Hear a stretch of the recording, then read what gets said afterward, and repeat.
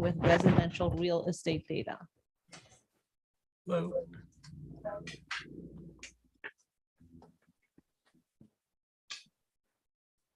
Okay, can everyone? Yep, I see my screen is popping up. So, hi, thank you for having me. My name is Taka. My PhD is not in computer science, it's in astronomy. And today I wanted to share with you at a high level some kind of core facts about working in real estate and how it differs from a lot of other industry, and in particular digital native spaces, and both the challenges that it faces and also the innovative opportunities that arise. So my talk will be at a much higher level than some of the earlier, more technical talks, but hopefully it'll be interesting to everyone in here.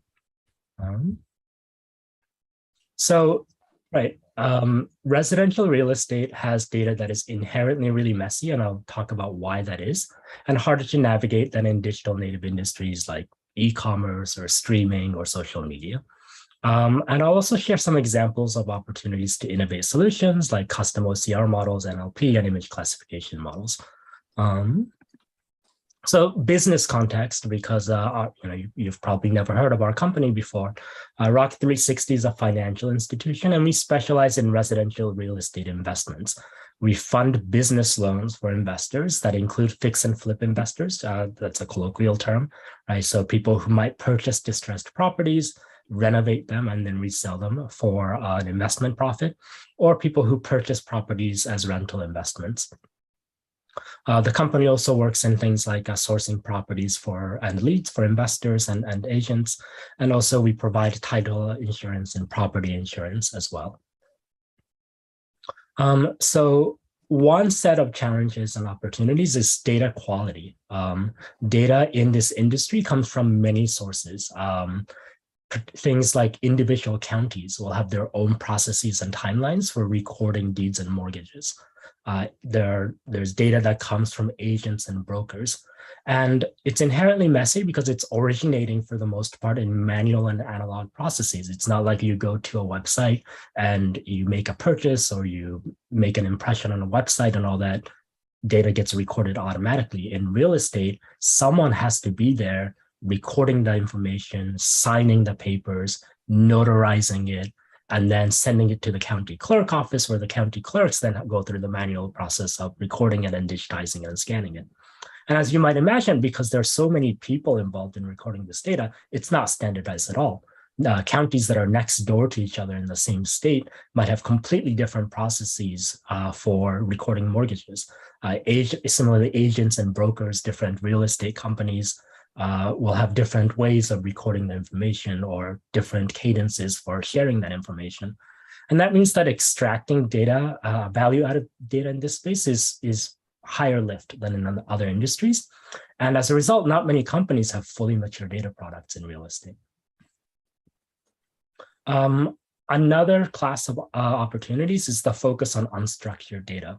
Again, if you're in a digital native space, there's a lot of structured tabular data or graph data that you can take advantage of just by the virtue of it being recorded and the company being able to design the process and the data schemas and how it's stored and collected.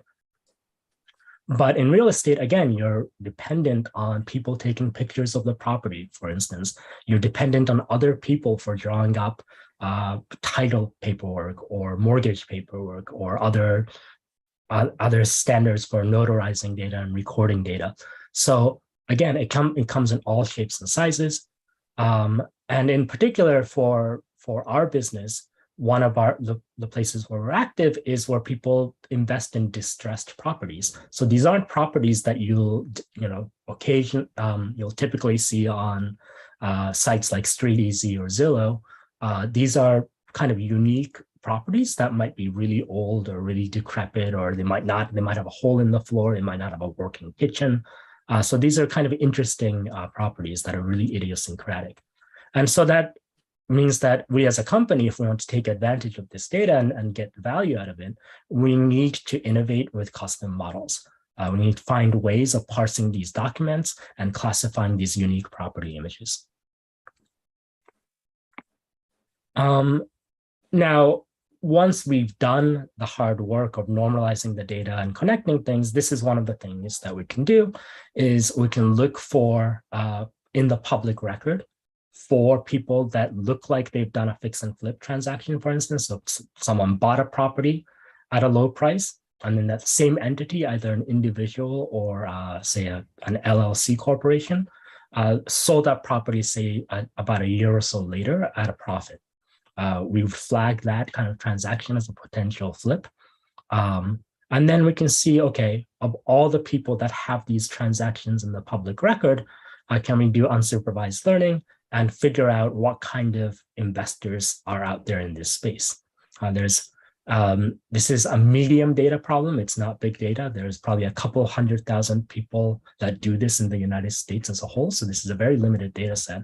Nonetheless, we can do things like, hey, are there people that always pay cash? Are there people that go to a lot of different lenders?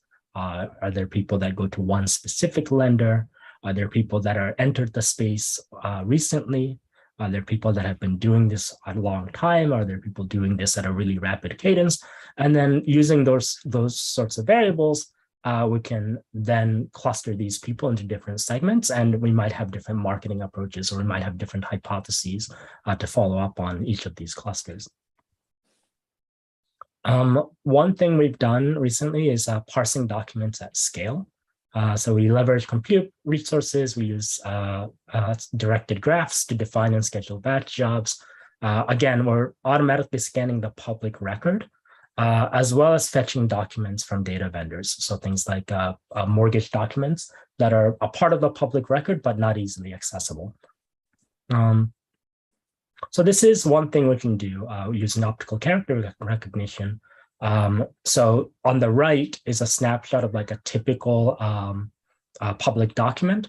And then we can do things like parse the handwritten parts. We can parse specific kinds of information, and then classify what kind of document it is, and then also identify the relevant parts of the document.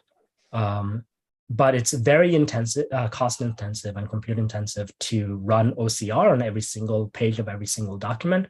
So we do an object detection model. We use the YOLO algorithm to find the relevant pages in every document that might be 30, 50 pages long, and then run OCR on the relevant pages. So an example of an output might be this. We extract tokens, and then we use NLP models to parse and classify the tokens. So when when you parse a document using OCR, you might say, oh, this Tanaka, based on the uniqueness of that token and the words around that token, we believe this is a borrower, this is a person. And then you can say, okay, this other token is a company name. And so we can do this at scale. We can parse hundreds of thousands of documents in a matter of hours, and then extract that information and then send it to our data warehouse for further analysis and storage. And things like, we can use it for things like graph networks. And then another thing we do is obviously machine vision. This is an example of auto clustering room types. So we parse through images of properties that are, so, this is, if you see something on Zillow, those pictures would be in this database. And then we use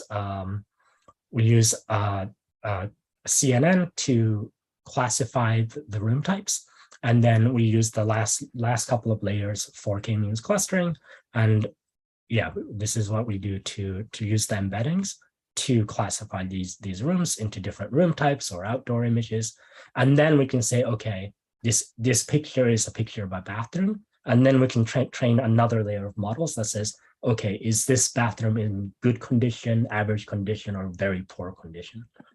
And then we can, once we do have that model, we deploy it on the cloud, and then we use it as an internal evaluation app. And we can say, okay, here's the property, here's all the metrics on it, and alongside all of these metrics that we know firsthand from the data we have, we can also predict from the images the overall condition of that property.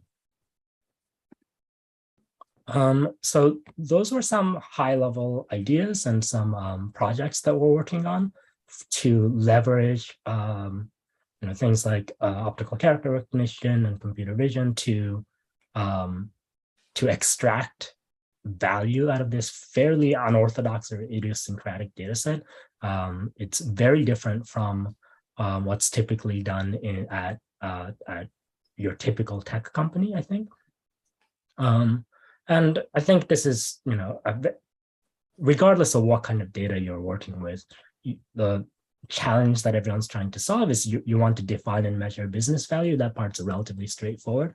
But then you want to abstractly evaluate what parts of your data are valuable or relevant to business value. And that's usually much more difficult and complex with unstructured data like images and document scans, as opposed to logs of, say, user behavior that you would get from an app. So yeah, I'll stop there. That was my high-level talk. And yeah, I'm happy to take any questions.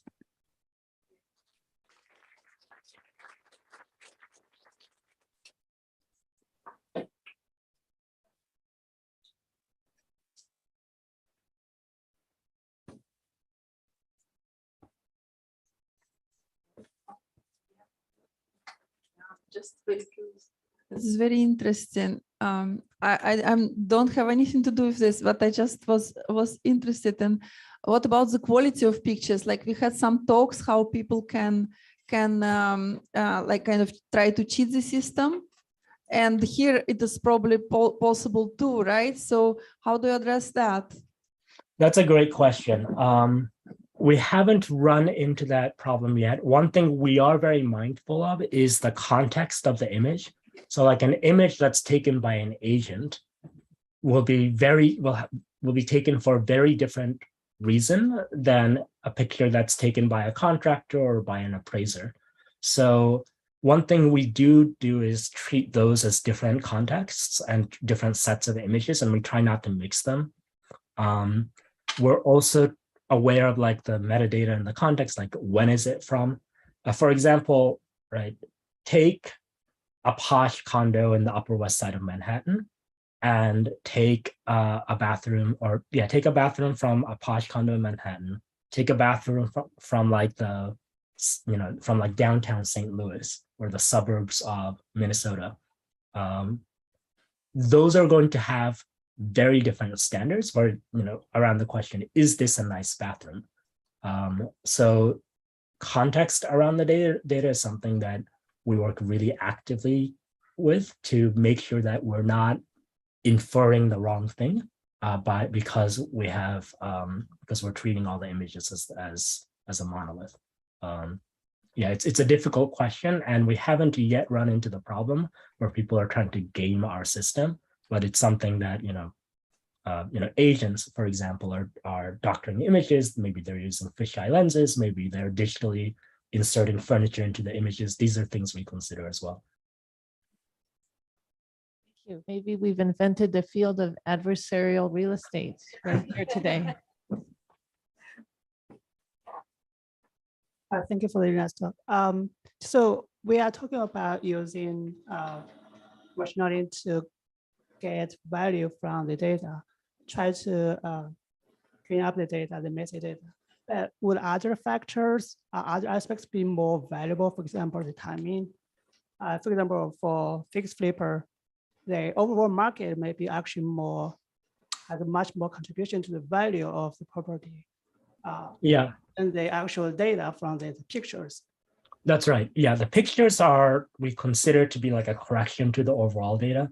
Like if you have a really nice looking house and you're in like Westchester County in a posh, like a really upscale neighborhood, versus if you have a really nice house in I don't know, South Dakota or something like this, you can teleport the exact same property to different parts of the country, or even within the same town. Whether you're next to a park or next to a construction site or a highway, it makes all the difference.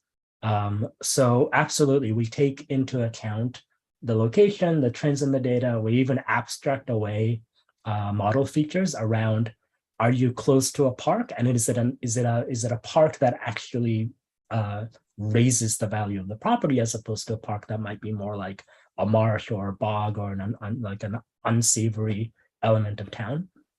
So we tried to abstract away like the locale specific features of those neighborhoods, and then incorporate them into a model that can take those things into account regardless of where you are in the country.